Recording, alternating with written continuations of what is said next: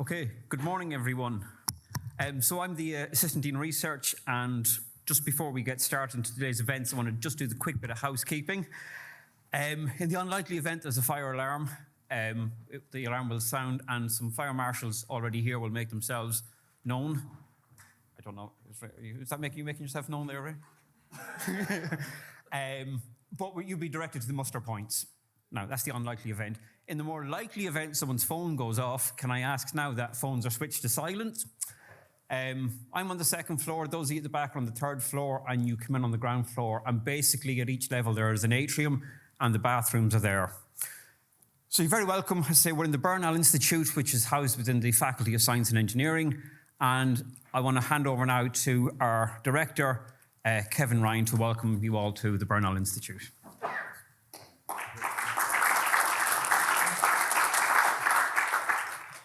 Okay, thanks very much, Ronan. So first of all, it's my pleasure to welcome everybody here today to the Bernal Institute. You know, this is a very, very important event. It's an honour to be surrounded by individuals who share a common vision for harnessing innovation to address the pressing challenges of our time. So particularly around the area of sustainability. We have a number of keynote speakers. So I'm particularly thrilled to introduce Patrick Barrett. He's the Agricultural Inspector in the Research Division within the Department of Agriculture, Food and Marine. So we're hoping that Patrick's invaluable insights into sustainability and bioeconomy, and he also has an influential role as the national contact point for EU research and innovation. And this has basically the intersection of policy, research and practice. Following Mr. Barrett's keynote, we have a panel discussion that has a number of key people there. So we have Kieran Reeves, who is Limerick City and County Council Climate Action Coordinator. We have Lalita Gautamukala, who is Chief Innovation Officer in Selegnus. And we have Laura Jane Foley, who is the owner of Wild Atlantic Hemp. And then we also have Brian Ledden from the Green Party. So this session then will be chaired by Ronan and Courtney, who introduced me very earlier. And Ronan is the Assistant Dean of Research in the Faculty of Science and Engineering. And Ronan is also very active as an environmental researcher, so he's very well regarded in that area, and obviously is well placed to host that chair session. So we'll also have some very, very important talks from our own researchers. So from the Bernal Institute, so we have sustainable materials in health research, recovery of nitrogen and phosphorus from thermochemical processing of waste sludge, ecological engineering for land rehabilitation and valorisation. And I suppose the researchers you'll get to meet today will be J.J. Leahy, Professor J.J. Leahy, who's the head of the department in chemical sciences. And you'll meet Dr. Marzena Kowinska from his research group, Professor Matteo Lucy, who's also in the Department of Chemical Sciences, and Dr. Jackie Buanga from his research group, Professor Maurice Collins, who's in the School of Engineering, and Dr. Alexandra Serafin from his research group, and then also Ronan Courtney and Dr. Marizana Proto from his research group. We'll also have a session which will focus on funding. Obviously, funding is critical in any sector. We can't do research or high-quality research without funding from the agencies, and so it's very important to get a constructive conversation from the research agencies. So we have participants from Science Foundation Ireland, Enterprise Ireland, the Environmental Protection Agency, and will also be contributions from Horizon EU funding programs. So, you know, securing that funding enables us to be leading nationally and internationally in the area of sustainability. Finally, I'd like to thank Ray O'Brien for organising this event. There's a lot of work gone into it. He's put together a lot of great speakers together with Ronan. And we look forward to very much an active participation in today's events. So thank you very much.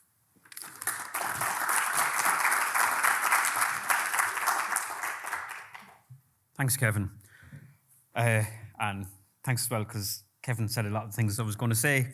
But I think we're all here to share that common purpose to, I suppose, both explore, learn, collaborate, to accelerate how we might drive forward in a positive and meaningful way to address the challenges that, in one hand, I think Patrick will refer to in a few moments when he gives us his keynote.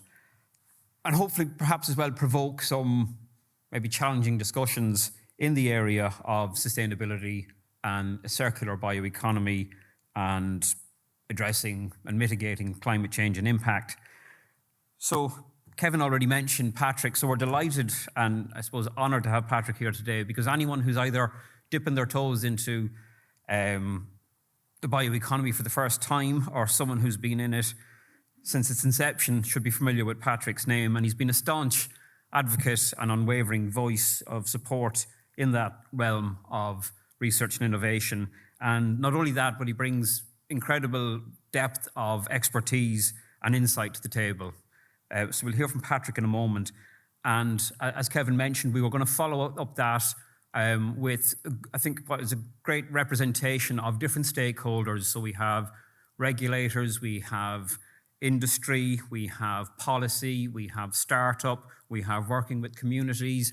And I suppose with that, all the challenges and opportunities that come with taking research out, I suppose, into the applied real world and demonstrating, engaging for that action.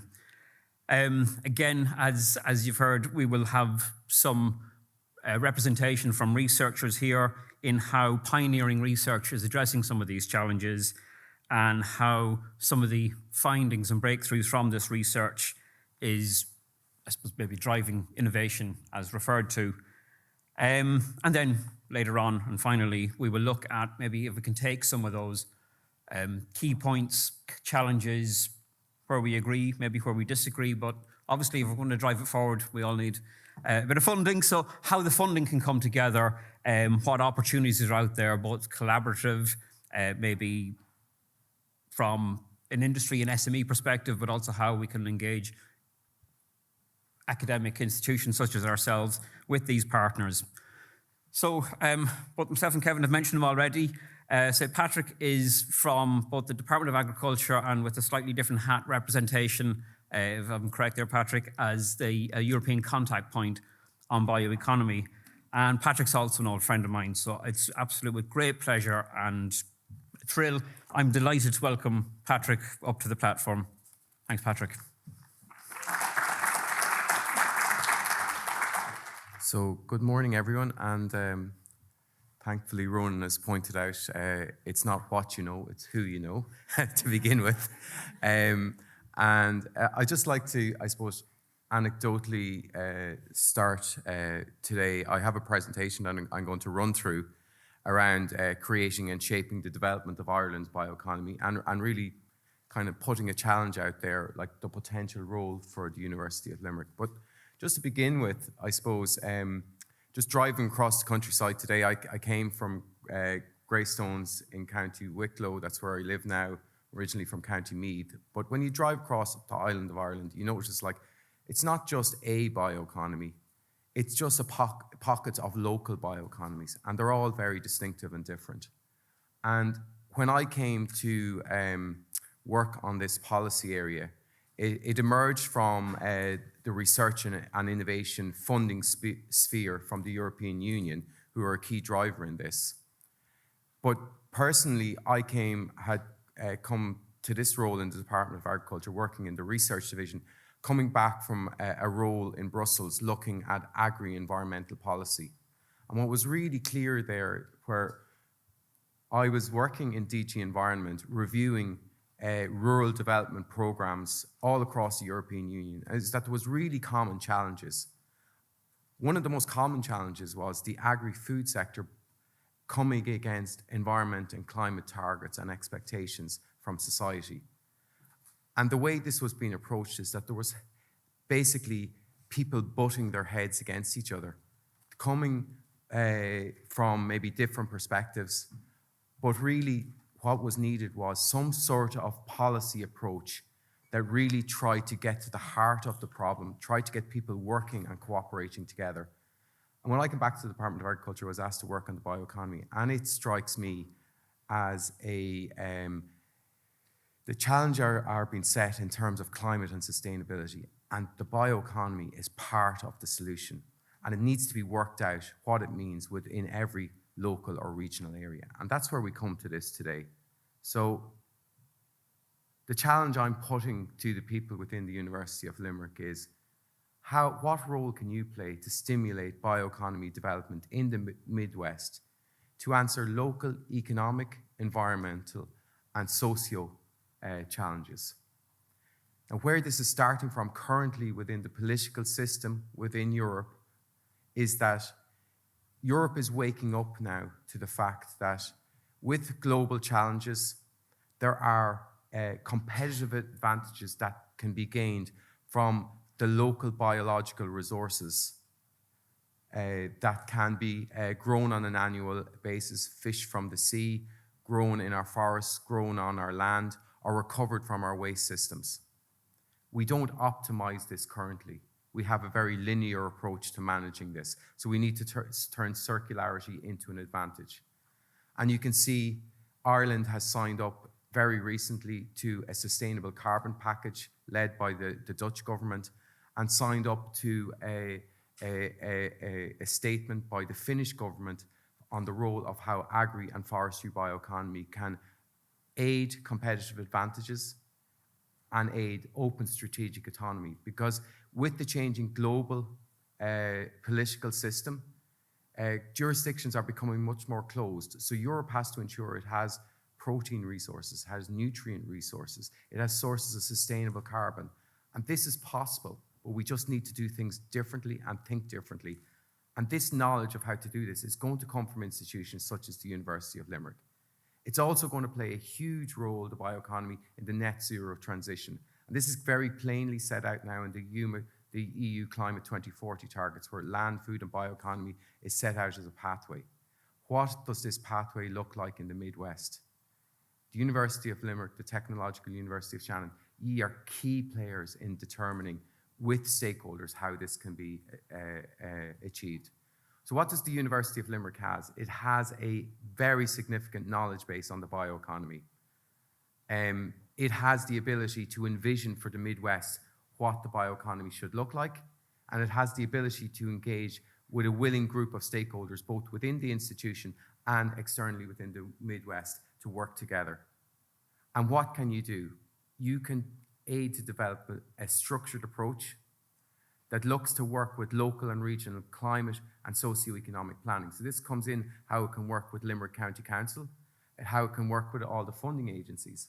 And I'll point you towards work done by Luke in Finland. So they've said, what can we do with circular bioeconomy, raw materials, and value chains? And how can we optimize their use? So how can we use the resources from fisheries, from aquaculture, from agriculture, from forestry, from the waste system? How can we apply a range of technologies? How can we develop value chains and business models that works with our primary producers? How can we produce a range of intermediate and end products? And how can we do something that's better for the region, better for its local environment, better that adds up to solutions for climate, better that aids economic development?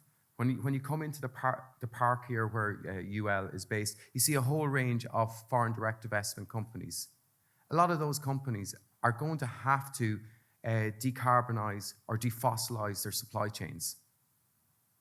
Bioresources will play a part in that, as will the recycling of materials, and as will new technologies. So this is the point I'm bringing to the conversation today, and I hope to kind of work with you through this challenge. But what I want to present now is how what we're asking you to do is not to do this on your own, but is to be part of a systemic approach to developing the bioeconomy and the local bioeconomies. So there's been a lot of direction setting. So it's really clear, if you look at Climate Action Plan 2024, bioeconomy is identified as a key cross-cutting and enabling policy. Other areas such as Food Vision 2030 has the goal to embed the agri-food sector in a circular regenerative bioeconomy. So the starting point for a lot of initiatives is for places like governments and departments who have to implement government policy and their agencies to work from a vision.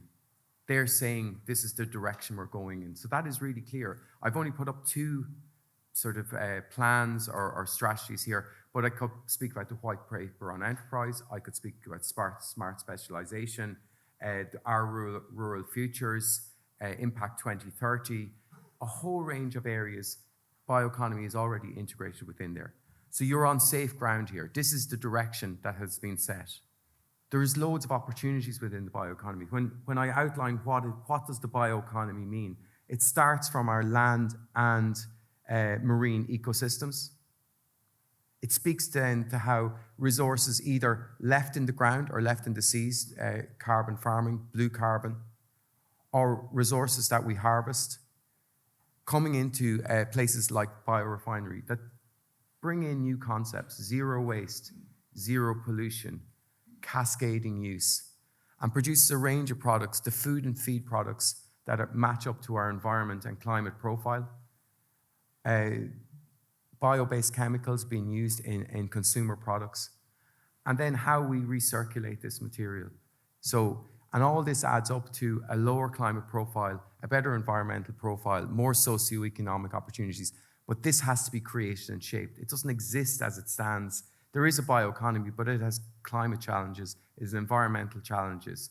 So we need to, I suppose, develop a sustainable and circular bioeconomy that we address the challenges within the bioeconomy. We need to develop a sustainable and circular bioeconomy so that we can defossilize or decarbonize the construction sector, the chemical sector, or other sectors that need to undertake climate action. And then we also need to see how our land can be regenerative in terms of producing carbon, either harvested or left in the ground, or can be regenerative in terms of the products that can be produced, that can be recycled, and we can reuse materials. So we constantly don't have to go back to the virgin soils and the virgin oceans to produce materials. So we can decrease emissions, we can support climate neutrality. All this can add up to food and energy security, because bioresources can be used within the energy system to aid to the transition. They can also be used to develop the foodstuffs and the feedstuffs that we need in the system. There will be no circular economy without a bioeconomy. That's absolutely clear. But we can have high-value diversification opportunities a la the Climate Action Plan as it calls for the agri-food sector. And we can have novel and sustainable businesses. This is the opportunity. But we need the knowledge coming from the institutions like UL to achieve this. There is new bioeconomy opportunities emerging, and we're piloting and demonstrating them currently, and we need to scale them up if they're the right options, if they're the right socioeconomic options, if we can get farmers to work in, for example, making more of grass. So grass doesn't just have to be fed to an animal, you can produce multiple products. And we're already at the stage where we understand a lot of the science and we're working towards piloting and demonstration. We can work in the area of alternative proteins. So that can be from plant-based sources, or it can be from acellular or cellular products, so much more higher science. It can come from insects. And this can all be complementary. It's not a challenge to the animal agriculture system. It's to find the complementary way these work together, because plants and animals need to work together in ecosystems. So you don't throw the baby out with the bathwater, but we need in Ireland to reprofile our outlook on this. It can also be on the marine side. And some of this is at commercial activity.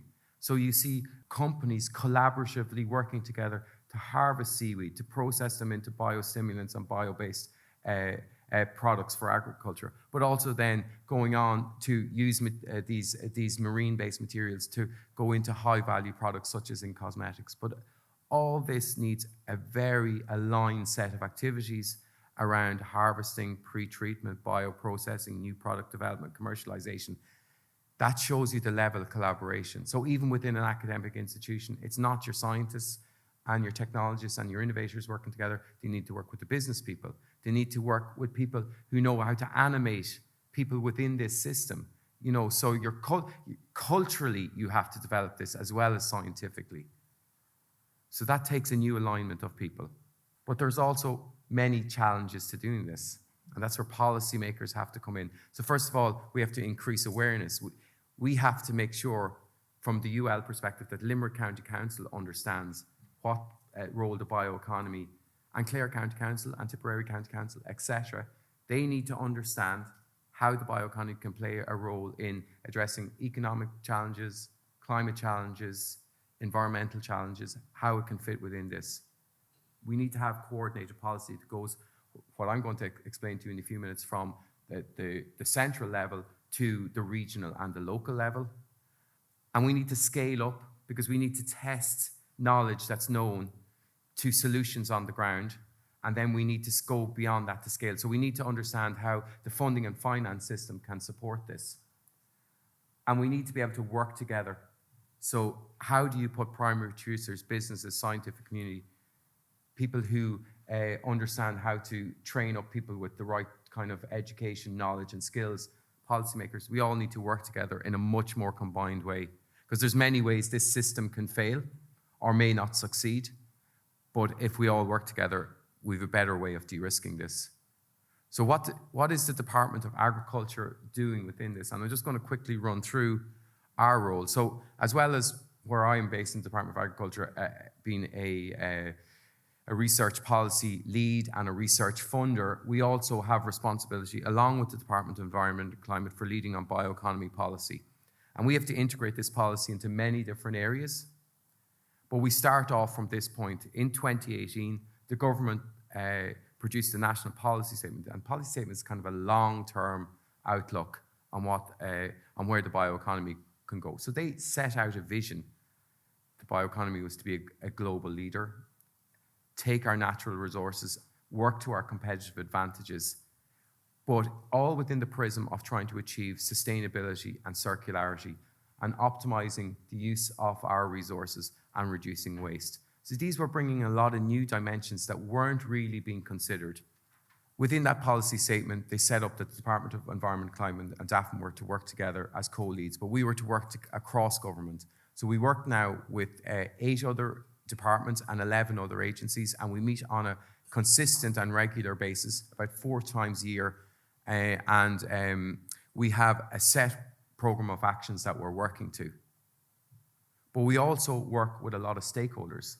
So we have a bioeconomy forum, which has about 45 members now, covers the span of that, I suppose, picture I showed you of the bioeconomy, stakeholders from all those parts of the bioeconomy. So we regularly report, we regularly meet, we go on site visits. We've been to Hungary, we're going to Denmark in a couple of weeks to look at what is happening in the bioeconomy. We report to the policy group, and also what we do within this sort of coordination is we engage with experts. So we've worked with Dara and the team in the EPA to undertake a circular bioeconomy outlook study, and this tells you what the scientists and the experts are saying to us how the bioeconomy should develop in Ireland. So it's given us an outlook in terms of climate action, agri-food sector diversification, and how the bioeconomy should develop. But we also report to government. So we report to the political system how we are implementing the national policy statement on the bioeconomy, and more laterally now, when I come on in a few minutes, to the National Bioeconomy Action Plan that was published last year. So it's really is an evidence-based approach that we're trying to take. Under the policy statement since 2018, there's been very significant investment in the knowledge base. So the capacity, the capability, the equipment, the facilities that work together on the bioeconomy. Now, no system is perfect, and I'm sure many people might be able to say, well, there's still things missing, but the whole idea is we're trying to work in a coordinated way. So, for example, Munster Technological University are looking at the mapping of bioresources, how we model those resources to be best used along with technologies for a climate neutral system. NextGen Wood, including people from the University of Limerick, looking at how we can use wood-related materials to decarbonise or defossilize systems. BioConnect Innovation Centre, funded by Enterprise Ireland. Science Foundation Ireland funding the National Bioeconomy Research Centre. Enterprise Ireland funding the Circular Bioeconomy Cluster Southwest. Enterprise Ireland, SFI, DAFM, all working in tandem. SEAI funding the CABI project. So a really connected system amongst the funders, a lot of cross-chat. So really what we're doing here is we're building expertise, capacity, capability, and ongoing investment. So here, real opportunity for the University of Limerick to speak to the funders to say, these are the things that we think could be very prominent. Even better if you could do foresight for the Midwest region and say what you want to specifically do for your area. Just to kind of show you how that science, technology and innovation and research funding is influential. One of the projects we looked at is the U-Protein project led by Teagasc. All their research centres involved. They're involved with 5 universities, including universities in Northern Ireland. And they're really looking at what is the role of cereal crops, horticultural crops, protein crops, and marine bioresources as alternative sources of protein, fibres, and starches. This started out just looking at protein, but actually, as it turns out, there's really economic opportunities with fibres and starches as well. And interestingly, there's dairy industry is interested in how they align crop resources with dairy resources to kind of look at their profile. So again, this is the basis of looking at an alternative protein profile for Ireland. The key things here is that goes beyond just normal new processing development and new product development to looking at the role of biorefinery, biotransformation, interlinking with the biomethane opportunity, and really seeing what this can do in the round for the carbon footprint of Ireland, for new economic opportunities for climate and environmental action.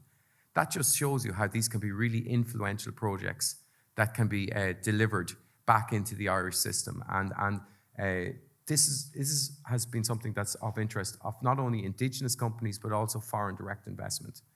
The department has been working at looking at funding in investment in piloting and demonstration infrastructure alongside the likes of Enterprise Ireland. We've been looking at developing both CapEx and operational expenditure opportunities through new funds such as the Just Transition Fund and the Shared Island Fund. We work very closely with researchers and industries to make sure that any new regulatory considerations, they're working very closely with our colleagues in fertilizers or in feedstuffs, or with our colleagues that are looking at byproducts, so that we can smooth regulatory pathways, stay within the rules, but find ways to smooth things and move things on quite quickly. This is all with the idea of aiding route to market for bio-based products. So after all our work with the policy statement, where we've got to more recently is we accepted that we really needed to accelerate bioeconomy development, and we really needed to work more closely with our departmental colleagues and with our agency colleagues across a whole range of pillars: governance and awareness, research, specifically environment, climate, agri-food, also industry and enterprise and knowledge and skills, well-known ones. But one here that I want to point out to you today around communities, regions and cities. Coming back out to stakeholders and saying, how can you play a role in developing local bioeconomies? And this is really important. So we're currently in the process of really implementing that action plan. Our first round of reporting is coming up.